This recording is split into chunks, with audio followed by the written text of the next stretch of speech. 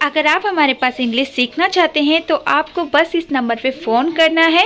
उसके बाद हम आपका ग्रुप में नाम ऐड करेंगे और आप इंग्लिश सीख सकते हैं, जिसमें 1 महीने में आपको इंग्लिश पढ़ना सिखा दिया जाएगा।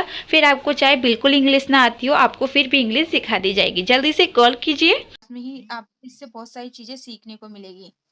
WH अगर कहीं पर भी होगा तो आपको H को नहीं पढ़ना होता, सिर्फ हम W को पढ़ते हैं, जैसे कि वॉट। तो यहाँ पर H साइलेंट है, ठीक है। ध्यान से देखिएगा, WH अगर साथ में आता है तो हम किसको पढ़ते हैं? W को पढ़ते हैं, H को नहीं लिखते हैं, ठीक है। उसके बाद R, फिर योर। आप जैसे कि ये वर्ड मीनिंग आप देख रहे हैं बहुत बड़ी है, और आप लोगों को ये प्रॉब्लम रहती है कि जो बड़ी बड़ी वर्ड मीनिंग है उनको कैसे पढ़े। आपको यही समझ में नहीं आता कि जो भी बड़ी वर्ड मीनिंग है उसको हम पढ़ नहीं पाते हैं।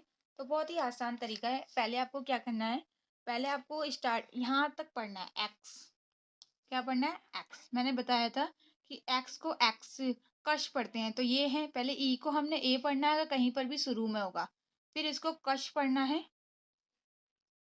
तो अब हम इसको क्या पढ़ेंगे? यहाँ पर देखिए, इसको हम पढ़ेंगे एक्स, ठीक है। उसके बाद क्या है? पी है। तो अब आपको कैसे पढ़ना है? पहले एक्स पढ़ देना है। खाली आप पहले एक्स पढ़िए, उसके बाद यहाँ तक पढ़िए, आधा आधा करके पढ़ेंगे। पैक, पैक, पैक, यहाँ तक पढ़ लिया। X pack. उसके बाद इतना पढ़िए। अब ये क्या है? आपको ये भी बड़ा लग रहा है, तो आपको क्या करना है? टे पढ़ देना है।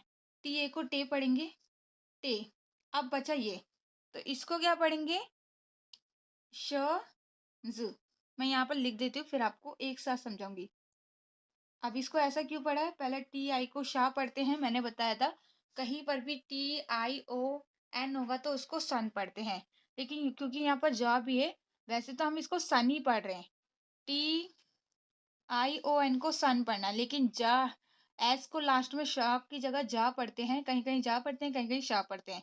तो यहाँ पर हम जा पढ़े, तो इसलिए हमने जा लिखा है। कहीं पर भी TION होगा तो आपको शन पढ़ना है। तो आपको कैसे पढ़ना है? पहले एक्स पढ़ना था, फिर पै, पैक, पैक पढ़ा, फिर टेशन, एक्सपेक्टेशन, एक्सपेक्टेशन। इस तरीके से मानती हूँ आप थोड़ा सा अटकेंगे, जैसे अभी मैं पढ़ रही हूँ ऐसा आपको लगेगा, लेकिन जब आप एक बार अच्छे थोड़ा तोड़ तोड़ के पढ़ेंगे, एक्सपेक्टेशन इस तरीके से पढ़ेंगे, लेकिन फिर आप एक बार जब धीरे धीरे इसको मिलाना सीख जाएंगे, फिर आप इसको पूरा सही से पढ़ देंगे। आर पढ़ेंगे, इसको आर, क्योंकि लास्ट वाली ई को हम नहीं पढ़ते हैं ना, तो लास्ट में ई को तो पढ़ना नहीं, तो इसको आर पढ़ा जाता है, क्योंकि ए आर को आर पढ़ते हैं। लेकिन अगर ई होता है तो इसको आर पढ़ा जाता है, ठीक है। क्या पढ़ेंगे? इसको आर। तो आपने ये देखा। उसके बाद जैसे कि फ्रॉम, फ्रॉम तो सिंपल ये आप पढ़ ही लेंगे, क्योंकि एफ को फॉर पढ़ा, इसको आधा पढ़ेंगे, क्योंकि एफ आर है तो ये आधा ही माना जाएगा।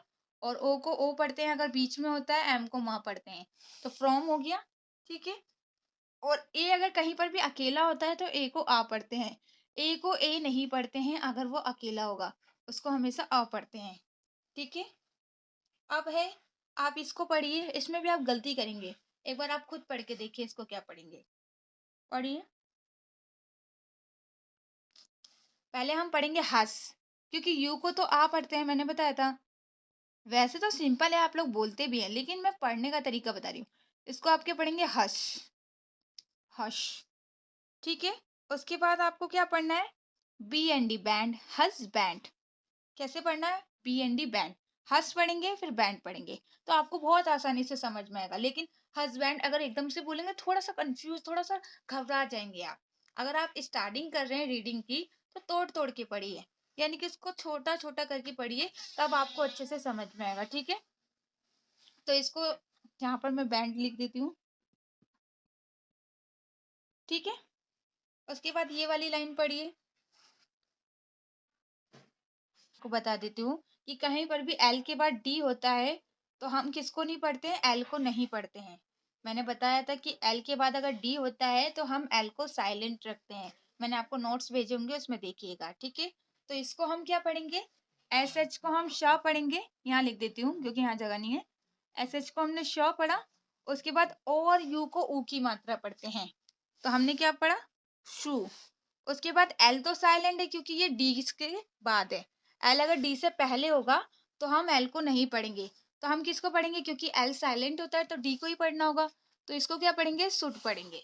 ठीक है, इसको, इससे काफी सारे रूल्स भी आपको समझ में आएंगे। फिर बी, उसके बाद देखिए आई एन जी होगा तो आपको हमेशा इंग पढ़ना होगा। ठीक है, क्या पढ़ना होगा, इंग। तो जैसे कि ल विंग, क्योंकि ल और यहाँ पर ओ को आ पढ़ा जा रहा है।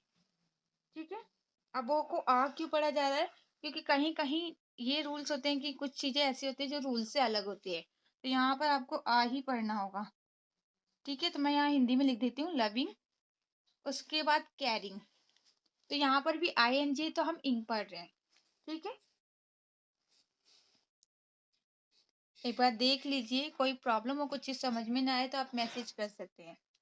ठीक है, एंड तो सिंपली आप पढ़ ही लेंगे। अब जैसे कि ये थोड़ा सा आपको बड़ा लग रहा है तो आपको कैसे पढ़ना है, अगर कहीं पर भी कोई बड़ी वर्ड मीनिंग है तो मैंने क्या बताया था, तो तोड़ तोड़ के पढ़िए। तो पहले आप क्या पढ़ेंगे, पहले आप पढ़ेंगे अन, यू एन को अन पढ़ते हैं। ठीक है, तो अन, उसके बाद क्या पढ़ना है आपको, यहाँ पर देखिए अंडर। ठीक है, फिर उसके बाद स्टैंडिंग, क्योंकि आपको फिर डिंग पढ़ना है। ठीक है, स्टैंडिंग। ठीक है, तो अगर आप थोड़ा थोड़ा करके पढ़ेंगे तो आपको अच्छे से समझ में आएगा। जो रूल्स आपको अगर कोई समझ में ना आ रहे हो तो आप पूछ भी सकते हैं। ठीक है, एक मिनट रुकिए, को आ क्यों पढ़ा जाता, सॉरी ए को ओ क्यों पढ़ा जाता है, मेरे मुंह से आ निकल रहा है, यहाँ पर ए को ओ क्यों पढ़ रहे हैं। वैसे तो हमें या तो ए को आ पढ़ना चाहिए या फिर ए पढ़ना चाहिए, लेकिन हम ओ क्यों पढ़ रहे हैं बताइए, क्योंकि देखिए, चलिए मैं खुद ही बता देती हूँ। ए के बाद एक साथ दो कॉन्सोनेंट आते हैं, जैसे एन और टी आ गया है, तो हम ए को ओ पढ़ते हैं, जैसे कि ए डबल एल ऑल होता है, सी ए डबल एल कोल होता है, या फिर और भी बहुत सारे, जैसे कि मार्क्स में मैंने बताया था, यहाँ पर हम ए पढ़ते हैं, लेकिन कहीं कहीं ए को ओ भी पढ़ते हैं। यहाँ पर ऑल पढ़ते हैं, लेकिन यहाँ पर ओ पढ़ेंगे, क्या पढ़ेंगे, ओ। कहीं कहीं ऐसा होता है कि ए को ओ भी पढ़ा जाता है, डब्ल्यू ए साथ में होता है तो कुछ नहीं पढ़ना है, वो तो आप उसके ऊपर है। अगर मान लीजिए डब्ल्यू है तो आपको वह पढ़ना है, लेकिन अगर डब्ल्यू ए वी ई है, एक वर्ड छोड़ के ई आ रहा है, तो फिर आपको ए को ए पढ़ना है। आपको डब्ल्यू से मतलब नहीं है कि डब्ल्यू है तो क्या पढ़ना है। प्रॉब्लम ये है कि ए के बाद अगर जो रूल्स है, ए के रूल्स याद होने चाहिए, डब्ल्यू को तो वही पढ़ेंगे, लेकिन ए को ए पढ़ना है या आ पढ़ना है वो चीज आपको सीखनी है। ठीक है, क्योंकि ए तो किसी के साथ भी आ सकता है। अगर आपको ये पता है कि ए को आ पढ़ रहे हैं या ए पढ़ रहे हैं, तो आपको कहीं किसी के साथ भी ए को लगा दीजिए, आप आसानी से समझ जाएंगे। ठीक है, और कुछ आप पूछना चाहते हैं, पूछिए, पूछिए, किसी को पूछना हो तो। इसको हम पढ़ेंगे वर्क। ठीक है, ओ आर को आर पढ़ते हैं, जैसे मैंने बताया था। और कुछ पूछना है, आफ्टर, क्योंकि आफ्टर इसलिए लिखा है क्योंकि ई आर को आर पढ़ते हैं। ठीक है, हमने रीडिंग इसलिए की है क्योंकि काफी सारे रूल्स आपको समझ में आ सके।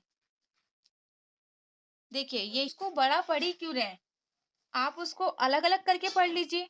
जैसे इसको हमने दोनों को अगर पढ़ेंगे, अंडर स्टैंडिंग, अब अंडरस्टैंडिंग दोनों को मिला दीजिए, जैसे प्लस करते हैं इसी तरीके से इसको प्लस कर दीजिए। एल डी, हाँ यहाँ पर भी, हाँ यहाँ पर आप बोल रहे हैं कि कोल्ड में हम डी है तो हम एल को क्यों नहीं पढ़े, क्योंकि एक आध वर्ड मीनिंग ऐसी भी है जो रूल से अलग है। ये भी मैंने बताया कि कुछ वर्ड मीनिंग ऐसी होती है जो रूल से अलग होती है, जिसमें रूल से मतलब कुछ ऐसी वर्ड मीनिंग है एक आध जो रूल से अलग होती है, तो वही उसमें से एक आध होगी ये। लेकिन देखिए, हम जो आपको रूल सिखाते हैं ना, उसमें क्या होता है, 99% होता है, 100% नहीं होता है, 1% ऐसी होती है जिसमें अलग होता है रूल्स। अब मैं आपको रूल्स लिख के दिखा देती हूँ, एल का ही, आपको एल से समझ में नहीं आ रहा है ना, तो मैं आपको एक बार लिख के दिखा देती हूँ कि ये कब साइलेंट होता है, इसके क्या रूल। पर भी अगर एम के बाद एल होगा, सॉरी एल के बाद एम होगा, तो आपको एल नहीं पढ़ना है। एल के बाद यहाँ पर भी देख रहे हैं आप, एल के बाद एफ होगा तब भी एल नहीं पढ़ना है। एल के बाद डी होगा। इसमें एक चीज मैं आपको समझाना भूल गई, जो आपने अच्छा हुआ मुझे याद दिला दिया, कि कहीं पर भी जैसे कि जो हम जैसे कुड हो गया, वुड हो गया, इन्हीं में ये रूल्स होता है कि एल के बाद डी, सॉरी डी, एल के बाद अगर डी होता है तो एल को नहीं पढ़ते हैं। जैसे कि जो आप देखते हैं हेल्पिंग वर्ब होती है, या फिर आपकी ऐसी जिसमें आप कोई रूल्स लगाते हैं, जैसे कुड हो गया, वुड हो गया, तो इसमें क्या है, इन्हीं में ये काम करती है। जो आपकी वर्ब है उनमें नहीं होता है, उनमें आपको ये नहीं देखना है। वुड और कुड ही एक ऐसा है, अगर आपको सिंपल तरीके से याद रखना है तो आप वुड और कुड में ही आपको डी को, सॉरी एल को नहीं पढ़ना है, बाकी सभी में पढ़ना है। ठीक है, तो यहाँ पर आप ध्यान से देखिए। और बाकी कहीं पर भी एल के बाद एम होगा, या फिर एल के बाद एफ होगा, या फिर और भी हैं एक, हाँ के होगा, तो आपको एल को नहीं पढ़ना है। बाकी जब मैं लिखना सिखाऊंगी तो मैं आपको इसको अच्छे से समझा दूंगी कि ऐसी कौन कौन सी वर्ड मीनिंग है जहाँ पर ये रूल्स काम करते हैं, और वो भी वर्ड मीनिंग लिखवा दूंगी जहाँ पर आपको मतलब अलग होते हैं, जिसमें हम साइलेंट नहीं रखते हैं। ठीक है, दोनों एक साथ लिखवा दूंगी ताकि आपको अच्छे से समझ में आए। अभी तो आपको सिर्फ इतना याद रखिए कि वुड और कुड में हम एल को नहीं पढ़ते हैं, लेकिन लिखा जाता है। ठीक है, सिर्फ इतना याद रखिए। इन दो वर्ड मीनिंग में ही हम एल और डी लिखते हैं, लेकिन पढ़े नहीं जाते हैं।